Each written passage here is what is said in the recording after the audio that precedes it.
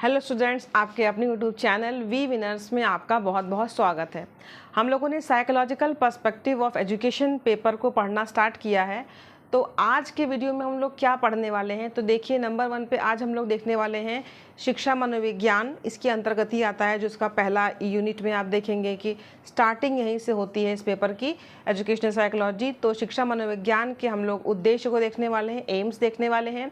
उसके अलावा हम लोग नेचर देखने वाले हैं, प्रकृति देखने वाले हैं, शिक्षा मनोविज्ञान के क्षेत्र को देखने वाले हैं, स्कोप को देखने वाले हैं और इसकी इम्पोर्टेंस, उपयोगिता को, यानी कि इसकी जो यूटिलिटी है और जो इसका महत्व है वो यहाँ पे इम्प्लीकेशन से कवर करने वाले हैं। हम लोगों ने शिक्षा मनोविज्ञान के ऊपर बात की थी जिसमें हम लोगों ने इसके अर्थ को, इसकी विशेषताओं को और इसकी परिभाषाओं को पढ़ा था इसके पहले वाले वीडियो में। तो डिस्क्रिप्शन बॉक्स में आपको इसका लिंक दिया हुआ है, आप पहले उसको ज़रूर देखिएगा। उसके बाद आप इस वीडियो को देखेंगे तो शिक्षा मनोविज्ञान पे आपके जो कंसेप्ट है एकदम क्लियर हो जाएंगे। ठीक है, तो वीडियो पसंद आता है तो उसको लाइक ज़रूर कीजिएगा, शेयर कीजिएगा, कमेंट कीजिएगा और अगर आप हमारे चैनल पर नए हैं तो उसे सब्सक्राइब भी ज़रूर कीजिएगा। तो चलिए, मैं हूं आकांक्षा और स्टार्ट करते हैं हम लोग आज का वीडियो शिक्षा मनोविज्ञान के बारे में जो 4 चीज़ें हमने डिस्कस की हैं। शिक्षा मनोविज्ञान के उद्देश्य, क्षेत्र, प्रकृति, निहितार्थ, महत्व, उपयोगिता, ये एक ही चीज़ है। यानी कि अगर हम इंग्लिश में देख लें तो एम्स एंड स्कोप हो गया, नेचर हो गया। अब इम्प्लीकेशंस, इम्पोर्टेंस एंड यूटिलिटी, ये एक ही चीज़ें हैं। अगर इम्पोर्टेंस कहा जाए, आपको यूटिलिटी कहा जाए या इम्प्लीकेशन कहा जाए तो आप एक ही तरीके से उसको आंसर को लिखेंगे। ये केवल आंसर क्वेश्चन को पूछने के डिफरेंट तरीके होते हैं। ठीक है, चलिए हम लोग आगे इसको डिटेल में डिस्कस कर लेते हैं। पहले हम लोग देख लेते हैं शिक्षा मनोविज्ञान क्या है। वैसे तो ये मैं पढ़ा चुकी हूँ, लेकिन फिर भी स्टार्टिंग करने के पहले 2-3 लाइनों में समझ लेना चाहिए ताकि हमें समझने में आसानी हो जाए। तो शिक्षा मनोविज्ञान की एक महत्वपूर्ण शाखा है जो 2 शब्दों से मिलकर बना है, शिक्षा और मनोविज्ञान। यानी कि शिक्षा और मनोविज्ञान, यहाँ 2 वर्ड है, बहुत सिंपल है, ये देखिए लिखा हुआ है। आगे देखते हैं, इसका अर्थ है शिक्षा संबंधी मनोविज्ञान, अर्थात यह शिक्षा की प्रक्रिया में मानव व्यवहार का वैज्ञानिक अध्ययन है तथा यह शैक्षिक समस्याओं को हल करने में मनोवैज्ञानिक सिद्धांतों का प्रयोग करता है। यानी कि इसको देखें क्या है ये, तो ये देखते हैं कि शिक्षा संबंधी मनोविज्ञान, ये शिक्षा की प्रक्रिया में मानव व्यवहार का वैज्ञानिक अध्ययन है। मैंने आपको पहले बताया था इसमें कि शिक्षा मनोविज्ञान, जब मनोविज्ञान की बात करते हैं तो इसका मतलब ये है कि व्यवहार का अध्ययन होता है। लेकिन जब शिक्षा मनोविज्ञान की बात करते हैं तो ये शैक्षिक क्षेत्र में व्यवहार का अध्ययन, किसका? स्टूडेंट का, टीचर का, जितने भी मानव आते हैं, ह्यूमन बीइंग आते हैं, सबके व्यवहार का अध्ययन। ठीक है, शैक्षिक क्षेत्र में। तो शैक्षिक क्षेत्र में जो समस्याएं होंगी उनको सुलझाने के लिए हम जब मानवीय पक्ष की बात करते हैं, उसके व्यवहार की बात करते हैं, तो शिक्षा मनोविज्ञान का प्रयोग करते हैं ताकि क्या किया जा सके? लर्निंग को बढ़ाया जा सके। चाहे वो स्टूडेंट के लेवल से लर्निंग को बढ़ाना हो या टीचर के लेवल से या किसी भी लेवल से। ठीक है, और यह क्या करता है? वैज्ञानिक अध्ययन है और शैक्षिक समस्याओं को हल करने में मनोवैज्ञानिक सिद्धांतों का प्रयोग। यानी कि शिक्षा के क्षेत्र में समस्याओं को सुलझाने में जब हम वैज्ञानिक सिद्धांतों का प्रयोग करते हैं तो क्या कहलाता है? वो शिक्षा मनोविज्ञान। ठीक है, तो ये एक छोटा सा बेसिक कंसेप्ट था। अब हम आगे देखते हैं इसके उद्देश्य क्या हैं। देखिए, शिक्षा मनोविज्ञान के उद्देश्य, इसको अब हम लोग एक एक पॉइंट को डिस्कस कर लेते हैं। पहला है कि छात्रों की योग्यताओं, क्षमताओं तथा सामर्थ्य का ज्ञान प्राप्त करना। देखिए, उद्देश्य जहां बात आ जाती है तो हर एक चीज को, कोई भी काम या कोई भी पेपर, कोई भी सब्जेक्ट जब शुरू करते हैं तो उद्देश्य लेके ही शुरू किया जाता है। आखिर किन चीज़ों की प्राप्ति के लिए इसको बनाया गया, इसको पढ़ाया जा रहा है, इसको अप्लाई किया जा रहा है। तो इन उद्देश्यों की पूर्ति के लिए शिक्षा मनोविज्ञान को लाया गया, रखा गया, अप्लाई किया गया। ठीक है, तो पहला है छात्रों की योग्यताओं, क्षमताओं और सामर्थ्य का ज्ञान प्राप्त करना।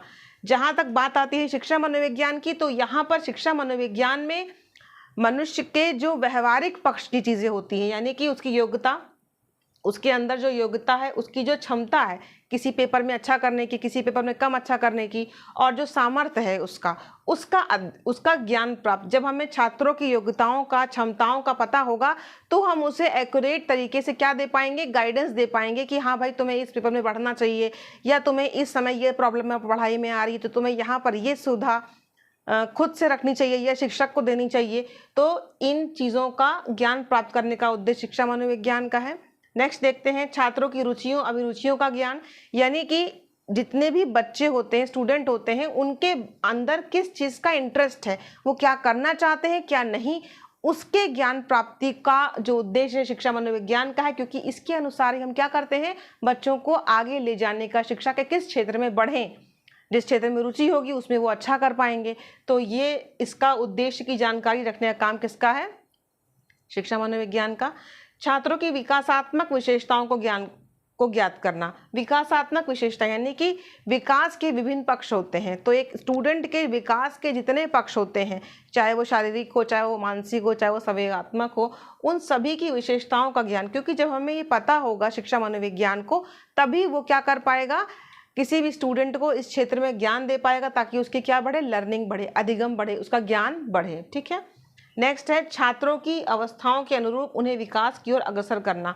छात्रों की अवस्थाएं, हर छात्र की एक अलग अवस्था, या स्टूडेंट की, अगर आप केवल मानव विकास की अवस्थाओं को ले लें तो भी, और अगर छात्रों की अवस्थाओं को ले लें तो भी, अगर हमें उसके विकास के बारे में पता होगा तो ही शिक्षा मनोविज्ञान उनकी समस्याओं को सुलझा पाएगा। नेक्स्ट है छात्रों के वंशानुक्रम का ज्ञान प्राप्त करना। वंशानुक्रम और छात्रों के वातावरण का अध्ययन करना, ये दोनों चीज़ें, एक चैप्टर भी है आपके इस पेपर में, वंशानुक्रम और वातावरण। ठीक है। तो जैसे वंशानुक्रम और वातावरण के बारे में अगर जानकारी होगी तो कौन सा बच्चा अपने माता पिता से किस गुण को लेके आया है और कौन से वातावरण में उसका पालन पोषण हो रहा है, इन सब के आधार पर ही क्या किया जा सकता है, उसको, उसकी समस्याओं को सुलझाकर, उसके ज्ञान को बढ़ाकर, उसकी लर्निंग को बढ़ाया जा सकता है, पढ़ाई के क्षेत्र में उसको आगे बढ़ाया जा सकता है। क्योंकि हर व्यक्ति के वंशानुक्रम के गुण अलग अलग होंगे, हमारे पेरेंट्स के गुण अलग है, जीन्स अलग है, तो वो हमें अलग गुण देते हैं। तो हर बच्चे में एक अलग प्रतिभा होगी, कुछ बच्चों में कुछ प्रॉब्लम भी होगी कहीं किसी पटल पे लेके, तो उनके बारे में जानकारी का उद्देश्य शिक्षा मनोविज्ञान का होता है। नेक्स्ट है मानव विकास की विभिन्न अवस्थाओं का अध्ययन। विभिन्न अवस्थाओं का मतलब यहाँ देख लेते हैं, जैसे कि शैशवावस्था, बाल्यावस्था, किशोरावस्था, तो उन सारी अवस्थाओं में क्या क्या चीज़ें होती हैं, किसके अनुसार आगे बढ़ाया जाए विद्यार्थी को, शिक्षा मनोविज्ञान के उद्देश्य हैं इसको जानना। ठीक है। नेक्स्ट देखते हैं मानव विकास के विभिन्न पक्षों का अध्ययन करना। विभिन्न पक्ष का मतलब होता है मानव विकास के शारीरिक पक्ष, मानसिक पक्ष, संवेगात्मक पक्ष, ये जितने पक्ष होते हैं, तो किसका उद्देश्य है, शिक्षा मनोविज्ञान का उद्देश्य है कि वो इनको भी जाने। छात्रों में विद्यमान व्यक्तिगत विभिन्नताओं का अध्ययन करना। हर स्टूडेंट, हर व्यक्ति व्यक्तिगत विभिन्नताओं को लिए होता है, मतलब हम अलग तरीके से बात करते हैं, अलग तरीके से पढ़ते हैं, अलग तरीके से सोचते हैं, अलग तरीके से बिहेव करते हैं। क्या है, व्यक्तिगत विभिन्नताएं हैं, हर व्यक्ति अपने आप में अलग होता है। इसके बारे में अध्ययन करने का काम का उद्देश्य भी शिक्षा मनोविज्ञान का होता है।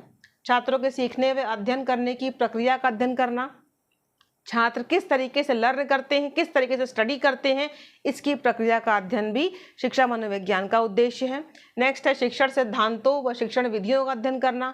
किन सिद्धांतों को अप्लाई किया जाए, किन विधियों को अप्लाई किया जाए, डिफरेंट तरह की विधियों के ऊपर जो एक क्या कहते हैं अध्ययन होता है, शोध होता है, उसका उद्देश्य, इन सबको जानने का उद्देश्य भी शिक्षा मनोविज्ञान का होता है कि वो जानकारी रखे। शिक्षण सामग्री और अधिगम सामग्री का निर्माण करना। टीचिंग मटेरियल के बारे में अगर बात करें तो किस स्टूडेंट को किस लेवल पे किस तरह का टीचिंग मटेरियल चाहिए और किस तरह का निर्माण किया जाना चाहिए इसका स्टडी मटेरियल का, ये भी शिक्षा मनोविज्ञान के उद्देश्य है। नेक्स्ट है छात्रों के विशिष्ट व्यवहारों का अध्ययन करना। कोई छात्र विशिष्ट तरह का व्यवहार करता है, अलग तरह का बिहेव करता है, यानी कि व्यवहार के अध्ययन को मनोविज्ञान कहा गया। और शिक्षा के क्षेत्र में बात करें तो व्यवहार के अध्ययन को हम मनोविज्ञान में शिक्षा मनोविज्ञान बोलते हैं। तो विशिष्ट व्यवहार, जब कोई बालक या हर व्यक्ति एक कुछ विशिष्ट तरह का व्यवहार करता है, अलग तरह का व्यवहार करता है, कह सकते हैं आप किसी भी तरीके का, चाहे वो आप स्पेशल एजुकेशन में चले जाएं तब भी, तो उस तरह के सारे व्यवहार के अध्ययन का उद्देश्य भी शिक्षा मनोविज्ञान का है। उद्देश्य शैक्षिक समस्याओं का अध्ययन। शिक्षा के क्षेत्र में जितनी समस्याएं आती हैं उनके अध्ययन करने का उद्देश्य भी शिक्षा मनोविज्ञान का है। इसके अलावा शैक्षिक अवसरों की समानता को सुनिश्चित करना। भाई जब हम हर स्टूडेंट को हर तरीके से उसके व्यवहार के क्षेत्र में जो समस्याएं आएंगी सुलझा देंगे, तो शैक्षिक अवसरों की समानता को तो हम तय करेंगे ही, ताकि अगर कोई भी शैक्षिक अवसर आते हैं तो हर बालक उसमें क्या कर सके, आगे बढ़ सके, उस क्षेत्र में जा सके, सबके लिए इक्वल अवसर उपलब्ध हो। तो इसका ध्यान भी रखने का उद्देश्य शिक्षा मनोविज्ञान का है। और हमारा लास्ट है वंचित वर्ग की शिक्षा को सुलभ और व्यावसायिक बनाना। कुछ बच्चे ऐसे भी होते हैं जो किन्हीं कारणवश शिक्षा प्राप्त नहीं कर पाते हैं, उन बच्चों के लिए भी शिक्षा को सुलभ कराना, उनकी प्रॉब्लम्स को पकड़ना मनोवैज्ञानिक पक्ष की, और उन्हें शिक्षा अवेल कराना, शिक्षा की सुविधा देना, इन सारे उद्देश्यों को लेकर के शिक्षा मनोविज्ञान चलता है। आप पूरे शिक्षा मनोविज्ञान को जब पढ़ेंगे तो कहीं ना कहीं इन सारे उद्देश्यों को आप पाएंगे कि कहीं ना कहीं किसी रूप में पूर्ति हो रही है। हर चैप्टर में, पूरे पेपर में इन्हीं उद्देश्यों को लेकर शिक्षा मनोविज्ञान का पेपर रखा गया, पढ़ाया जा रहा है और अप्लाई किया जा रहा है। ठीक है, अब देखते हैं आगे क्या है। अब शैक्षिक मनोविज्ञान का क्षेत्र, scope of educational psychology. Scope क्या होता है, क्षेत्र क्या होता है? क्षेत्र जैसा कि आप जानते हैं ये क्षेत्र है, एक सिंपल क्षेत्र, मैंने बताया कि ये क्षेत्र मेरा है, इतने एरिया में मैं काम करती हूँ, इतने एरिया में आप। उसी तरीके से शिक्षा मनोविज्ञान कितने बड़े क्षेत्र में काम करता है, किन किन चीज़ों को अपने में समेटे हुए है शिक्षा मनोविज्ञान, किस किस पक्ष पे बात करता है, किस किस क्षेत्र में जाकर के प्रॉब्लम सॉल्व करता है शिक्षा मनोविज्ञान शिक्षा के क्षेत्र में। तो ये शिक्षा मनोविज्ञान शिक्षा के क्षेत्र में ये सारे क्षेत्र हैं। इसके अलावा भी कोई क्षेत्र छूट गया हो तो उसमें देख सकते हैं, लेकिन मोटे तौर पे हम इन सारे एरिया को कवर करते हैं शिक्षा मनोविज्ञान में। ठीक है, पहला है विकास एवं वंशानुक्रम, डेवलपमेंट एंड हेरिडिटी। बालक का विकास, यानी कि विकास की बात करें तो विकास में आप लोगों के सारे पक्ष आ जाते हैं, शारीरिक, मानसिक, संवेगात्मक पक्ष भी आता है। इसके अलावा बाल्यावस्था, किशोरावस्था, ठीक है, आपका शैशवावस्था, वो सारी अवस्थाएं भी इसमें आ जाती हैं।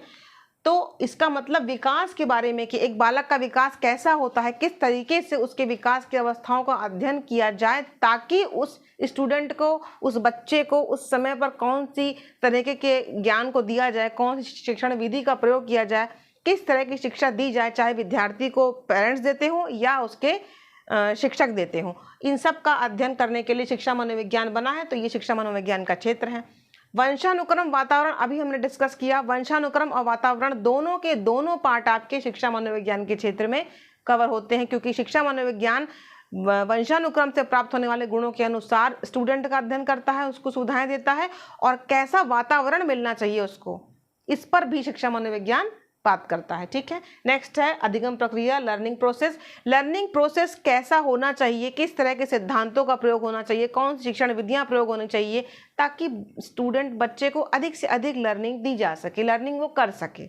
ठीक है, तो इस लर्निंग प्रोसेस को इन्हांस करने के लिए, शिक्षण अधिगम प्रक्रिया को बढ़ाने के लिए, सुचारू रूप से चलाने के लिए जो हमारा जो क्षेत्र है, यहाँ पर भी शिक्षा मनोविज्ञान का क्षेत्र उसमें काम करता है, लेकिन शिक्षा मनोविज्ञान इसमें काम करता है। व्यक्तित्व, पर्सनालिटी, हर व्यक्ति की पर्सनालिटी अलग होती है। पर्सनालिटी का मतलब केवल रूप रंग नहीं होता है, केवल चेहरा ही नहीं होता, हमारी इनर पर्सनालिटी, हमारे गुण, हमारे अंदर कौन कौन सी विशेषताएं हैं, उन सबको लेके पर्सनालिटी बनी होती है, इनर और आउटर दोनों तरह के गुणों को लेकर के। उसके ऊपर शिक्षा मनोविज्ञान काम करता है, इसलिए शिक्षा मनोविज्ञान का क्षेत्र है, क्योंकि हर व्यक्ति के व्यक्तित्व के अनुसार उसे आगे बढ़ने के लिए सुविधाएं दी जाती हैं, उसे रास्ता दिखाया जाता है उसकी लर्निंग प्रोसेस को, कि जिस व्यक्ति के अंदर जो गुण है उसको लेके आगे बढ़ा जाए, जो कमजोरी हो उसको सुधार किया जाए। ठीक है, नेक्स्ट है मानसिक स्वास्थ्य, मेंटल हेल्थ। मेंटल हेल्थ का मतलब हमारे सामने कुछ प्रॉब्लम्स आई, हमने उनका क्या किया, उनका सोल्यूशन निकाल ले गए, अगर हम तो हम समायोजित हो गए, तो हमारा मेंटल हेल्थ अच्छा रहेगा। अगर हम प्रॉब्लम्स का सॉल्यूशन नहीं निकाल पाते हैं तो क्या होता है, हमारे अंदर कुंठा या फ्रस्ट्रेशन आ जाती है और हमारा मेंटल हेल्थ बिगड़ जाता है। यानी कि मेंटल हेल्थ को कैसे अच्छा रखा जाए, केवल स्टूडेंट के नहीं, विद्यार्थी के भी और शिक्षक के भी, तो जितने लोग हैं सबका मेंटल हेल्थ अच्छा रखा जाए, कैसे रखा जाए, उसके ऊपर भी शिक्षा मनोविज्ञान बात करता है, इसलिए ये भी इसके क्षेत्र में आता है। नेक्स्ट है मापन एवं मूल्यांकन, मेजरमेंट एंड इवैल्यूएशन। मापन का मतलब है किसी भी चीज़ को नंबर देना। नंबर की जब हम काउंटिंग करते हैं किसी चीज़ को, किसी भी एक चीज़ को अगर हम नंबर देते हैं 1 2 3 4, तो वो मापन है। और मेजरमेंट का, मूल्यांकन का, ये मेजरमेंट है। और मूल्यांकन, इवैल्यूएशन का मतलब होता है कि फाइनली किन्हीं चीज़ों के बाद हम अपने उद्देश्यों की पूर्ति देखते हैं कि क्या मेरे उद्देश्यों की पूर्ति सफलतापूर्वक हुई लास्ट में, किसी भी प्रोसेस के अंत में, तो ये मूल्यांकन हो गया। तो मापन और मूल्यांकन शिक्षा के क्षेत्र में, विद्यार्थी के जीवन के क्षेत्र में, लर्निंग के क्षेत्र में, अध्यापक के क्षेत्र में, तो ये शिक्षा मनोविज्ञान का क्षेत्र आ जाता है। ठीक है, पाठ्यक्रम निर्माण, करिकुलम डेवलपमेंट। पाठ्यक्रम निर्माण का मतलब कैसा पाठ्यक्रम बनाया जाए जिससे कि हर विद्यार्थी का भला हो सके, क्योंकि आपके क्लास में हर तरह के बच्चे हैं, कुछ तेज भी होंगे, कुछ कमजोर भी होंगे, कुछ मीडियम भी होंगे, ठीक है ना। तो ऐसा कैरिकुलम जो हर बच्चे के इंटरेस्ट को कहीं ना कहीं लाभान्वित करता हो, तो शिक्षा मनोविज्ञान पाठ्यक्रम निर्माण पे भी काम करता है। ये बहुत ज़रूरी है क्योंकि हम बालकों के मनोविज्ञान को समझेंगे तभी तो हम पाठ्यक्रम निर्माण में उसको अप्लाई कर पाएंगे उन सिद्धांतों को। ठीक है, नेक्स्ट है व्यक्तिगत विभिन्नता, इंडिविजुअल डिफरेंसेस। हर इंसान, हर व्यक्ति अलग अलग होता है, चाहे वो शिक्षक हो या विद्यार्थी। तो अलग अलग विभिन्नताओं का ध्यान रखना और उसके अनुसार कार्य करना शिक्षा के क्षेत्र में शिक्षा मनोविज्ञान का क्षेत्र है। ठीक है, नेक्स्ट है शिक्षण विधियाँ, टीचिंग मेथड। बिल्कुल किस बच्चे को कैसी शिक्षण विधि दी जाए, ठीक है ना, उसके अनुसार हर बच्चे के मनोविज्ञान को समझना और उसके अनुसार एक सुचारू विधि लागू करने का काम जो शिक्षा मनोविज्ञान के क्षेत्र में आता है। नेक्स्ट है मनोशारीरिक तत्वों का अध्ययन, स्टडी ऑफ साइकोफिजिकल एलिमेंट्स। प्रेरणा है, थकान है, रुचि है, ये सब चीज़ें फिजिकल एलिमेंट्स हैं। इन तत्वों पे काम करना ताकि एक विद्यार्थी को समझा जा सके और उसके अनुसार लर्निंग को बढ़ाया जा सके। ठीक है, शिक्षा मनोविज्ञान के क्षेत्र में आता है। नेक्स्ट है विशिष्ट बालक, एक्सेप्शनल चिल्ड्रन। विशिष्ट बालक में आप लोग देखते हैं यहाँ पर VI यानी कि विजुअल इम्पेयर्ड बच्चे, दृष्टिबाधित बच्चे, श्रवणबाधित बच्चे, ठीक है ना, अस्थि विकलांग, भाषा दिव्यांग, यानी कि विभिन्न तरीके से जो है जो इसमें दिव्यांगता का क्षेत्र है उन बच्चों को रखा जाता है और उनके बारे में उनकी लर्निंग को, उनके अधिगम को, उनकी शिक्षा को अच्छा करने के लिए शिक्षा मनोविज्ञान इसको अपने क्षेत्र में रखता है। नेक्स्ट है अनुसंधान, रिसर्च का मतलब किस क्षेत्र में रिसर्च होनी चाहिए। शिक्षा मनोविज्ञान के क्षेत्र में रिसर्च, इन सारे पार्टों पे रिसर्च, इन सब पे रिसर्च होनी चाहिए क्योंकि जब रिसर्च का एक आशय हम लगाते हैं मीनिंग तो उसका मतलब होता है विकास, और विकास का मतलब होता है कि जब हम ये बात करते हैं कि एक विद्यार्थी को कैसे उसको विकसित किया जाए और उसको कैसे उसकी लर्निंग को बढ़ाया जाए, तो हर क्षेत्र में विकास के लिए हमें अनुसंधान यानी रिसर्च की ज़रूरत है, खोज की ज़रूरत है। तो ये शिक्षा मनोविज्ञान का क्षेत्र है। और निर्देशन एवं परामर्श, गाइडेंस एंड काउंसलिंग, और पाठ्यक्रम निर्माण, कैरिकुलम कंस्ट्रक्शन तो मैंने बताया अभी आपको। इसके अलावा guidance and counselling, guidance and counselling में आप देखते हैं कि हमें आपके पर्सनल लेवल पे, एजुकेशनल लेवल पे, वोकेशनल लेवल पे, शैक्षिक लेवल पे, शैक्षिक स्तर पे, व्यावसायिक स्तर पे और व्यक्तिगत स्तर पे हमें जो निर्देशन चाहिए होता है उसके बारे में हम बात करते हैं तब जब हम एक स्टूडेंट की बात करते हैं और उसको इस पटल पे हर जगह पे गाइडेंस चाहिए, काउंसलिंग चाहिए, तो वहाँ पे उसको किस तरह का गाइडेंस एंड काउंसलिंग दिया जाए इसके बारे में भी शिक्षा मनोविज्ञान बात करता है और अपने क्षेत्र में रखता है। तो आपने देखा शिक्षा मनोविज्ञान का क्षेत्र, स्कोप जो है इन सारे टॉपिक पे काम करता है, ये इसके क्षेत्र में आता है। तो आई होप आपको क्षेत्र अच्छे से समझ में आ गया होगा कि ये सारे पॉइंट को हम क्षेत्र में कवर कर लेंगे। नेक्स्ट देखते हैं शिक्षा मनोविज्ञान की प्रकृति, नेचर ऑफ एजुकेशनल साइकोलॉजी। ठीक है, शिक्षा मनोविज्ञान का नेचर कैसा है, किस तरीके का ये सब्जेक्ट है, तो देख लेते हैं हम लोग। इसको मैंने पॉइंट्स में कवर करने का प्रयास किया है ताकि आपको आसानी से समझ में आए। शिक्षा मनोविज्ञान एक व्यवहार परक विज्ञान है। Educational psychology is an applied science. Applied का मतलब, व्यवहार परक का मतलब ये होता है, दो पक्ष होते हैं हमेशा हर चीज़ के, एक होता है सैद्धांतिक, एक होता है व्यवहारिक।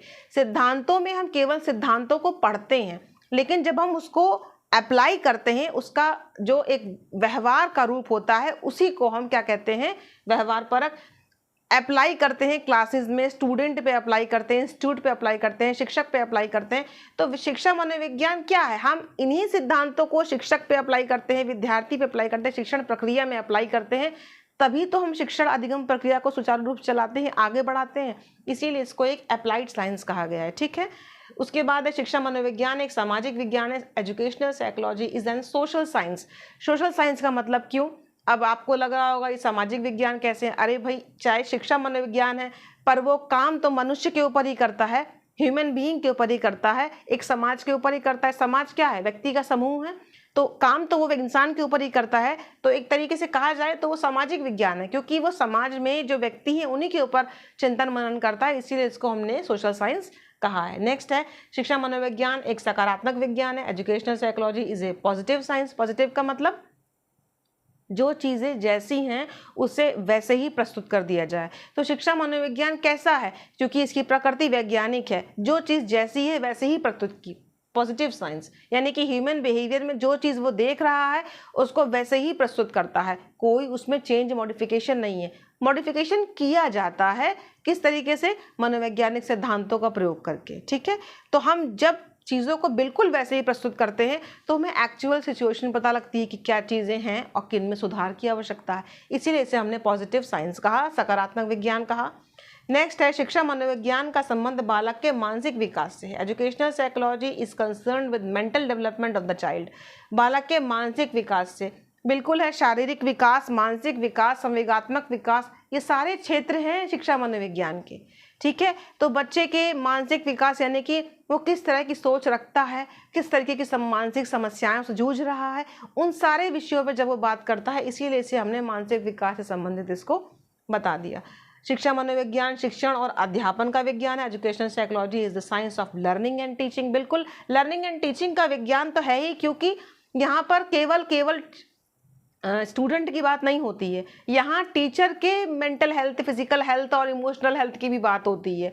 क्योंकि जब शिक्षक का मेंटल हेल्थ अच्छा होगा, फिजिकल हेल्थ अच्छा होगा, जब शिक्षक अपने व्यवहार को समझेगा तभी तो वो आपके व्यवहार को समझेगा, क्योंकि वो भी आपकी तरह एक इंसान ही है। लर्निंग प्रोसेस केवल स्टूडेंट का नहीं होता, उसमें तो शिक्षक पढ़ाता है, वही तो बच्चे पढ़ते हैं। इसीलिए यहाँ पर इसको लर्निंग और टीचिंग दोनों का क्या कहा गया, साइंस कहा गया। ठीक है, शिक्षा मनोविज्ञान एक बढ़ता हुआ विज्ञान है। Educational psychology is a growing science. Growing का मतलब है दिन प्रतिदिन यहाँ पर नए शोध हो रहे हैं, और नए शोध होने के साथ साथ इसका क्षेत्र बढ़ता जा रहा है। पहले ये 4 विषयों में बात करता था, पर अब इसका विषय इतना बढ़ चुका है कि अब हम एक व्यक्ति के मनोवैज्ञानिक पक्ष के सभी पक्षों में बात करते हैं। तो ये ग्रोइंग साइंस है, अपने शोध के, अपने रिसर्च के माध्यम से ये बढ़ता ही जा रहा है, और मनुष्य के व्यवहार के हर पक्ष को क्या करता है, कवर करता जा रहा है। ठीक है, नेक्स्ट है शिक्षा मनोविज्ञान बालक के संवेगात्मक विकास से संबंध रखता है। Educational psychology is concerned with the emotional development of the child. संवेगात्मक विकास, संवेगों का अध्ययन हम शिक्षा मनोविज्ञान में करते हैं बालक के, यानी कि इसका जो संवेगात्मक पक्ष है उस पे ये शिक्षा मनोविज्ञान, चाहे शिक्षक का हो या हो स्टूडेंट का, दोनों पे काम करता है। इसीलिए हमने कहा कि ये संवेगात्मक विकास से संबंधित है। शिक्षा मनोविज्ञान के सिद्धांत निश्चित हैं और भविष्यवाणी करना भी है। इसका मतलब, इसका उद्देश्य क्या है, यहाँ पर अगर प्रकृति समझे, निश्चित सिद्धांत का मतलब शिक्षा मनोविज्ञान वैज्ञानिक आधार पे काम करता है, इसका आधार वैज्ञानिक है, इसीलिए इसके सिद्धांत निश्चित हैं। विज्ञान कैसा होता है, विज्ञान फिक्स होता है। विज्ञान में हम चीज़ों को बदल नहीं सकते। अगर आपने कहा कि पानी का फॉर्मूला H2O है तो वो वही रहेगा, वो बदलेगा नहीं। तो इसके सिद्धांत भी निश्चित हैं, और जब किन्हीं चीज़ों के सिद्धांत निश्चित होते हैं तो उसके आधार पे भविष्यवाणी की जा सकती है कि हाँ भाई, अब यहाँ ऐसा होता रहा है, इसीलिए अब ऐसा भी होगा। तो हम ये कह सकते हैं कि चूंकि ये वैज्ञानिक आधार पे बना है, इसलिए भविष्यवाणी हो सकती है। क्योंकि भविष्यवाणी कौन करता है, साइंस भविष्यवाणी करता है, क्योंकि साइंस की चीज़ें फिक्स हैं, और फिक्स होते होते वो कह सकता है कि हाँ भाई 10 बार अगर ऐसा हुआ है तो 11वीं बार भी ऐसा होगा। ठीक है, नेक्स्ट है शिक्षा मनोविज्ञान निरीक्षण व तथ्यों पर आधारित है। बिल्कुल, शिक्षा मनोविज्ञान जब वैज्ञानिक है तो फैक्ट्स पे तो आधारित होगा ही, और निरीक्षण माने ऑब्जर्वेशन। शिक्षा मनोविज्ञान में मानव के व्यवहार को विभिन्न परिस्थितियों में क्या किया जाता है, ऑब्जर्व किया जाता है, निरीक्षण किया जाता है, देखा जाता है, और फैक्ट्स पर आधारित है। यूं ही कुछ नहीं कह देता, वो समझता है, सिद्धांतों को अप्लाई करता है, और तथ्यों के आधार पर ही कहता है कि हमें यहाँ पे ये बदलाव करना चाहिए। नेक्स्ट है शिक्षा मनोविज्ञान की प्रकृति प्रयोगात्मक है। प्रयोगात्मक का मतलब आप वो फिजिक्स, केमिस्ट्री, साइंस वाली साइंस नहीं है, यहाँ पर ये प्रयोग है ह्यूमन बीइंग के ऊपर। एक हमने सिद्धांत रखे, फिर मानव व्यवहार के ऊपर उनको अप्लाई किया, तो वो एक प्रयोग हुआ। अप्लाइड साइंस कहा ना मैंने, उसी तरीके से ये प्रयोगात्मक है, मानव व्यवहार के ऊपर सिद्धांतों का प्रयोग, इसीलिए इसको हमने प्रयोगात्मक कहा। हमारा लास्ट है शिक्षा मनोविज्ञान का संबंध अतीत की तुलना में वर्तमान की घटनाओं के क्या और क्यों से है। शिक्षा मनोविज्ञान पास्ट में नहीं जीता, देखिए शिक्षा मनोविज्ञान वर्तमान में जीता है। ठीक है, तो वर्तमान में क्या और क्यों हो रहा है, इन चीज़ों का अध्ययन करना और लर्निंग को बढ़ाना शिक्षा मनोविज्ञान की प्रकृति है। ठीक है, तो ये सारी चीज़ें शिक्षा मनोविज्ञान की प्रकृति को बहुत अच्छे से डिफाइन करती हैं। आगे देखते हैं कौन सा टॉपिक हम लोग ने कवर किया है। अब हम लोग इसकी उपयोगिता, महत्व और निहितार्थ, इंग्लिश में देखें तो यूटिलिटी, इंपॉर्टेंस, इम्प्लीकेशन। शिक्षा मनोविज्ञान के क्वेश्चन में अगर आप उपयोगिता आए तो भी यही लिखेंगे, महत्व आए तो भी यही लिखेंगे, और अगर निहितार्थ आए तो भी यही लिखेंगे। ठीक है, यूटिलिटी, इंपॉर्टेंस एंड इम्प्लीकेशंस में आपको यही आंसर लिखना है। इसका मतलब क्या है, शिक्षा मनोविज्ञान कहाँ काम करता है, किस क्षेत्र में काम करता है, किसके लिए उपयोगी है, कहाँ कहाँ इसका महत्व है, बात एक ही है। ठीक है, सिर्फ पूछने का ढंग अलग होता है। तो हम लोग इसी को देख लेते हैं।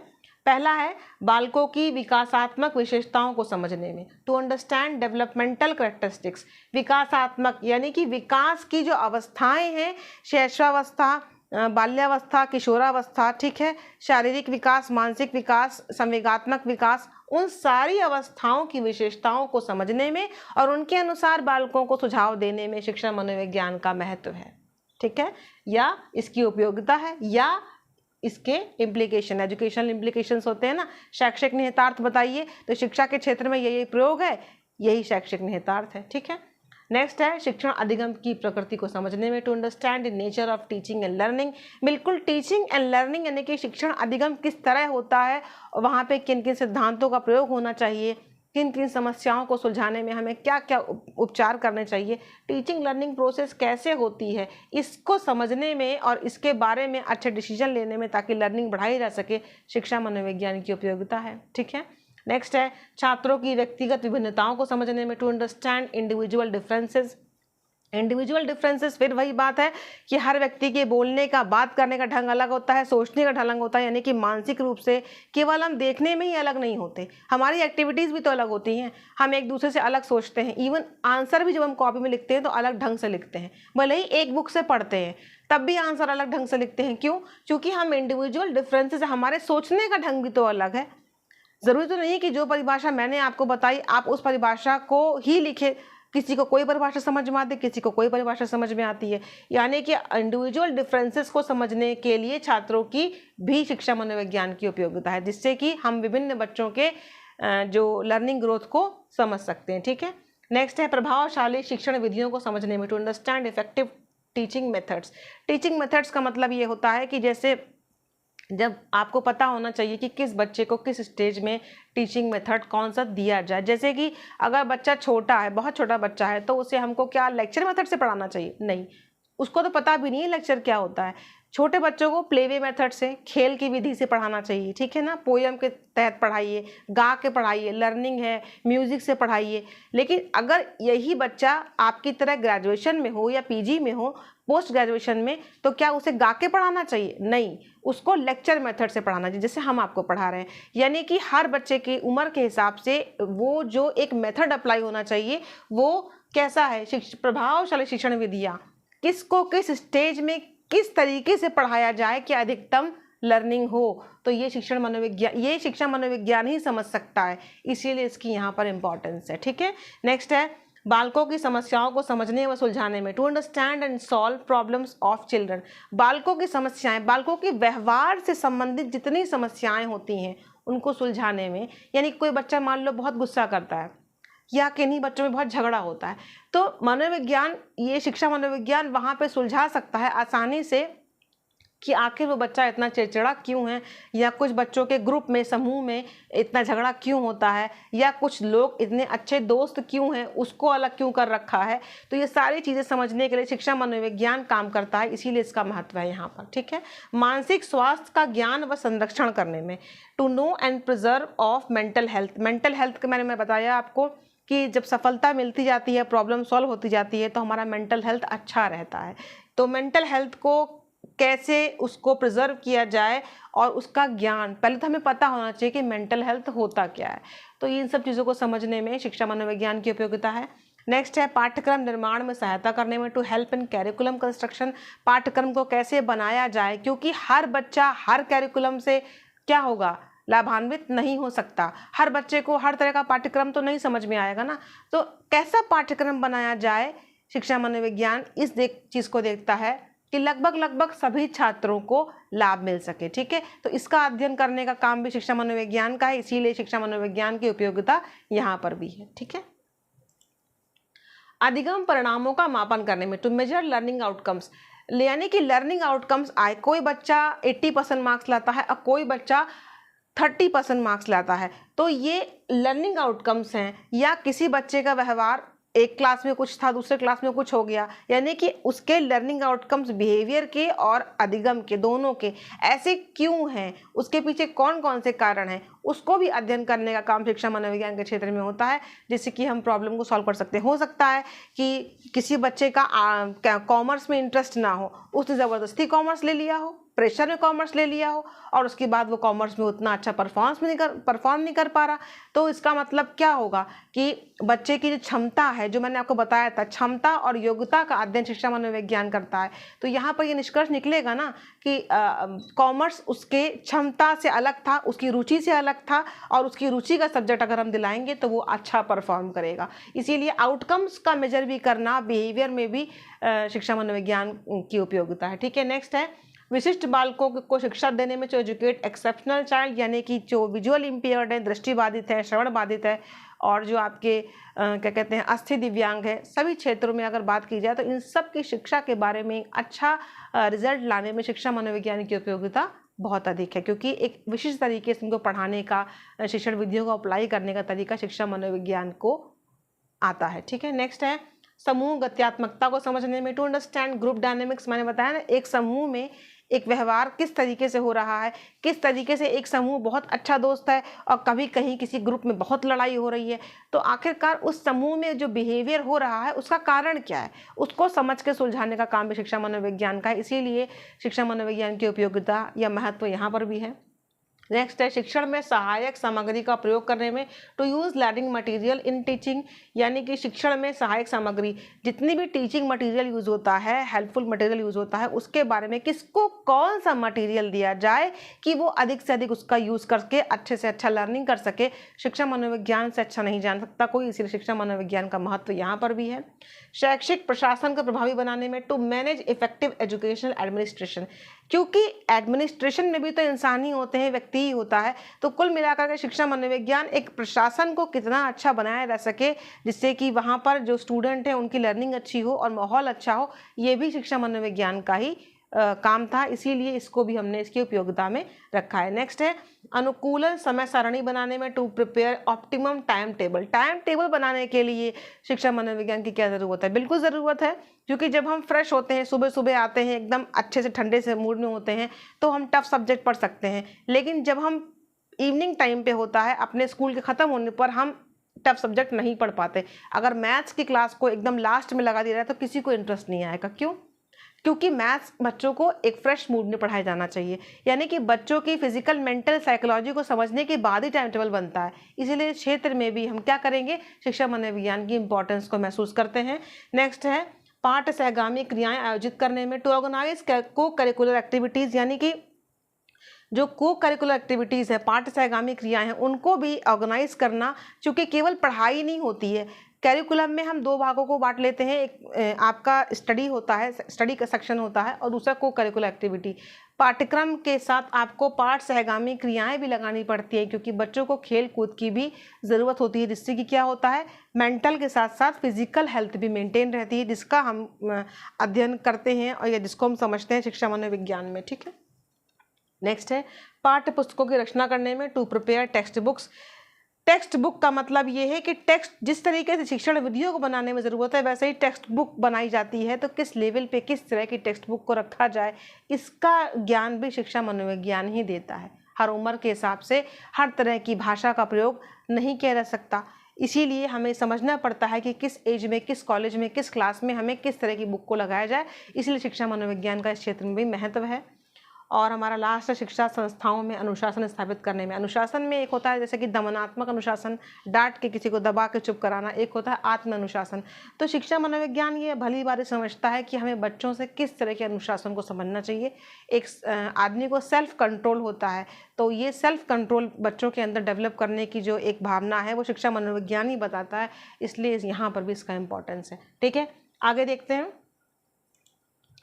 अब देख लेते हैं, ये तो मैंने कॉमन बताया था। अब आप एक तरीके से यहाँ नज़र डाल लीजिए कि शिक्षा मनोविज्ञान की उपयोगिता अध्यापक के लिए कैसी है। Utility of educational psychology for the teachers. तो पहला पॉइंट देख लेते हैं, शिक्षा मनोविज्ञान का ज्ञान अध्यापकों को शिक्षा संबंधी एक सम्यक तथा व्यापक दृष्टिकोण होलिस्टिक एंड ब्रॉड पर्सपेक्टिव प्रदान करता है। ब्रॉड माने, सम्यक माने पूरे एजुकेशन में जितने भी पक्ष होते हैं सबके ऊपर अगर हमें ध्यान देने की ज़रूरत है तो वहाँ के मनोवैज्ञानिक पक्ष पर, व्यवहारिक पक्ष पर शिक्षा मनोविज्ञान ध्यान देता है। तो शिक्षा मनोविज्ञान का ज्ञान अध्यापकों को क्या करता है, एक सम्यक और व्यापक दृष्टिकोण का ज्ञान देता है, जिससे कि वो अपने लर्निंग को, बच्चों की लर्निंग को बढ़ा सकते हैं। नेक्स्ट है शिक्षा मनोविज्ञान का ज्ञान कक्षा में उपयुक्त शैक्षिक वातावरण, एकेडमिक क्लाइमेट उत्पन्न करने में सहायता करता है। यानी कि एक अच्छा वातावरण, जिस तरीके से वंशानुक्रम होता है वैसे ही वातावरण होता है, तो शैक्षिक वातावरण को बढ़ाने का क्या महत्व है ये शिक्षा मनोविज्ञानी अध्यापकों को बताता है। नेक्स्ट है शिक्षा मनोविज्ञान का ज्ञान अध्यापकों को छात्रों के लिए प्रेम, सहानुभूति तथा समदर्शी व्यवहार को अपनाने में सहायता करता है।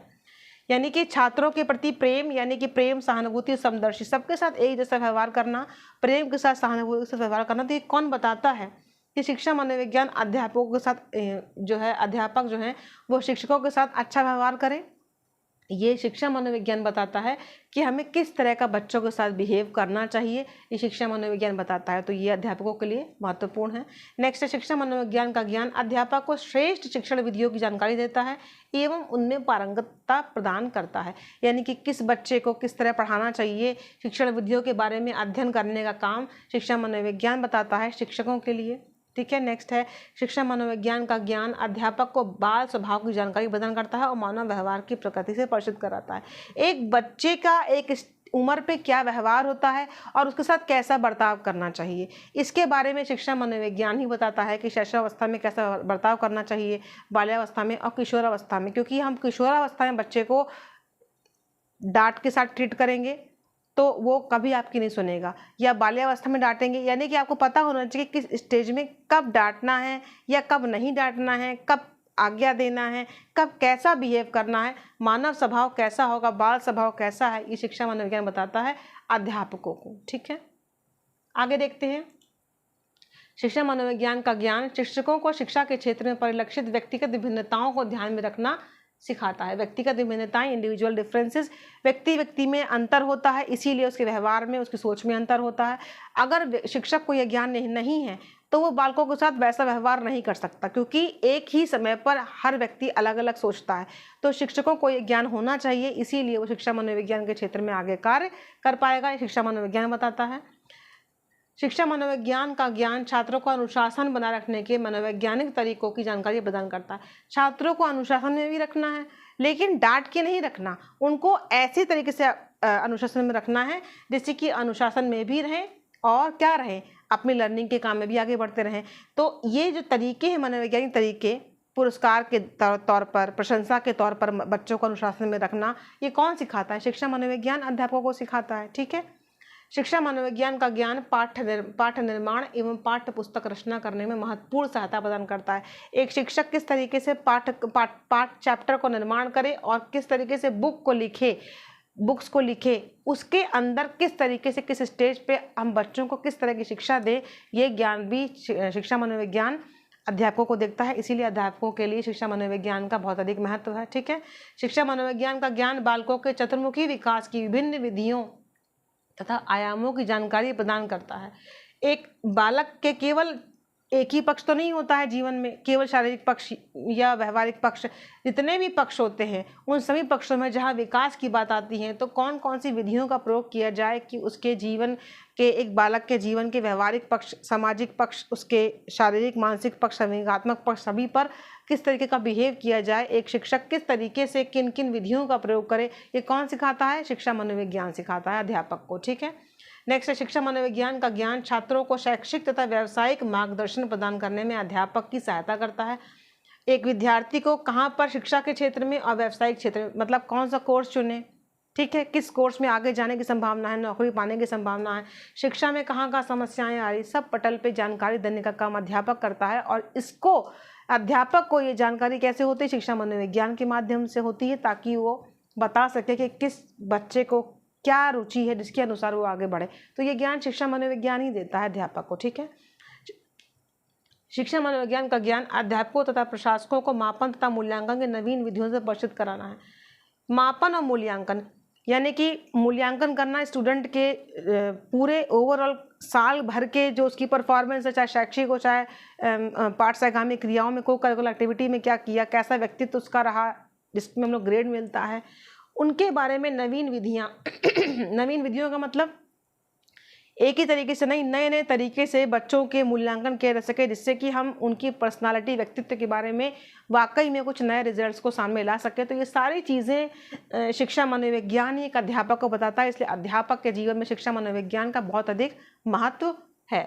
ठीक है, अब हम लोग लास्ट देख लेते हैं अपना कि शिक्षार्थियों के लिए, यानी कि शिक्षार्थियों के लिए जो स्टूडेंट होते हैं उनके लिए कैसे शिक्षा मनोविज्ञान की यूटिलिटी है, इंपॉर्टेंस है, इम्प्लीकेशन है। ठीक है ना, तो स्व मूल्यांकन करने में सहायक, एक बालक के अंदर कितनी क्षमता है, एक कितनी योग्यता है, वो स्वयं समझता भी है, तो वो खुद के बारे में समझने में काफ़ी हेल्पफुल होता है कि हम किस क्षेत्र में आगे जाएं, किस क्षेत्र में आगे ना जाएं, क्या करें क्या ना करें, खुद का मूल्यांकन कि हमने अच्छा किया और अच्छा कर सकते थे, सब जानने में। ठीक है, नेक्स्ट है अधिगम अभिप्रेरित करने हेतु, लर्निंग के लिए किस तरीके से एक स्टूडेंट खुद को प्रमोट करेगा, कैसे वो खुद आगे आएगा, किस तरीके से, किन विधियों से पढ़ेगा, जैसे कि लगातार पढ़ेगा, रेस्ट करेगा। ठीक है, तो वो सारी चीज़ें एक स्टूडेंट अपने बारे में खुद समझने में उसको शिक्षा मनोविज्ञान से काफ़ी सहायता मिलती है कि आखिरकार वो किन विधियों का प्रयोग करे कि लर्निंग में आगे आ सके। ठीक है, नेक्स्ट है मूल प्रवृत्तियों व रुचियों का ज्ञान, मूल प्रवृत्ति और रुचि, खुद की रुचि के बारे में और मूल प्रवृत्ति के अनुसार व्यवहार करने में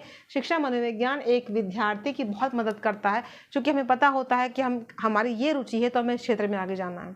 ठीक है, तो यहाँ पर शिक्षा मनोविज्ञान हेल्प करता है शिक्षार्थियों को। नेक्स्ट है व्यवहार का परिमार्जन, परिष्कृत करने में सहायक, व्यक्ति के खुद के स्टूडेंट के खुद के बिहेवियर को मॉडिफाई करने में शिक्षा मनोविज्ञान बहुत सहायता करता है कि वो अब ये काम करेगा, अब ये काम नहीं करेगा, अब इसको इस तरह परफॉर्म करेगा, यानी कि अपने ही व्यवहार को परिमार्जित करने में भी और समझने में शिक्षा मनोविज्ञान सहायक है। नेक्स्ट है योग्यताओं और क्षमताओं का ज्ञान, बिल्कुल अगर आप स्वमूल्यांकन कर रहे हैं तो अपनी योग्यताओं को तो जानेंगे ही ना, क्षमताओं को जानेंगे तभी तो आप समझ पाएंगे कि मैंने ये अच्छा किया, ये अच्छा नहीं किया, ये मैं और अच्छा कर सकता था। तो यानी कि योग्यताओं क्षमताओं का ज्ञान भी शिक्षा मनोविज्ञान करता है। नेक्स्ट है मानसिक क्रियाओं में सहायक, जो भी आपकी मेंटल एक्टिविटीज़ हैं, यानी कि जैसे कि कल्पना करना, ठीक है, तर्क करना, चिंतन करना, हाँ, ये सारे पक्ष जो हैं शिक्षा मनोविज्ञान आपको बताता है किस तरीके से इनको बढ़ाना चाहिए और हमको अपने शिक्षा के क्षेत्र में इनका प्रयोग करना चाहिए। नेक्स्ट है शिक्षण अधिगम उद्देश्यों की प्राप्ति करने के लिए, यानी कि हमारी जो लर्निंग के एम्स है उसको हमें प्राप्त करने के लिए किस तरीके से आगे बढ़ना है, शिक्षा मनोविज्ञान एक विद्यार्थी को बताता है। ठीक है, वंशानुक्रम वातावरण का ज्ञान, हमारे माता पिता से हमें क्या क्या गुण मिले हैं और हम किन वातावरण में पढ़ रहे हैं, जी रहे हैं, कार्य कर रहे हैं, इसके बारे में अगर हमें पता होगा तो हम अपने चीज़ों में सुधार कर सकते हैं। तो शिक्षा मनोविज्ञान एक विद्यार्थी को इस बारे में भी ज्ञान कराता है और लक्ष्यों के प्रति तत्पर होने का भाव, यानी कि हम अपनी क्षमताओं को जब जानते हैं तो हम समझ पाते हैं कि हमें हमारी ये लक्ष्य है और इसकी पूर्ति के लिए हमें क्या क्या करना है। तो आपने देखा कि शिक्षा मनोविज्ञान एक शिक्षार्थी की यहाँ भी मदद करता है, इसीलिए इसका इम्पोर्टेंस, यूटिलिटी है, आपका इम्प्लीकेशंस है। ठीक है, तो आज के आपने टॉपिक में शिक्षा मनोविज्ञान के बारे में ओवरऑल सब कुछ कवर किया है, उसके उद्देश्य, उसकी प्रकृति, उसका क्षेत्र और उसके इम्प्लीकेशंस, निहितार्थ, इम्पोर्टेंस, महत्व। ठीक है, तो इस तरीके से आपने आज के पूरे टॉपिक में देखा कि हमने शिक्षा मनोविज्ञान के प्रत्येक पक्ष पे बात की है, तो आप इसको अच्छे से देखिएगा, समझिएगा और लॉन्ग और शॉर्ट दोनों तरह के आंसर्स में आप अपने इस क्वेश्चन को आई होप अब अच्छे से लिख लेंगे। मिलते हैं नेक्स्ट वीडियो में। जय हिंद।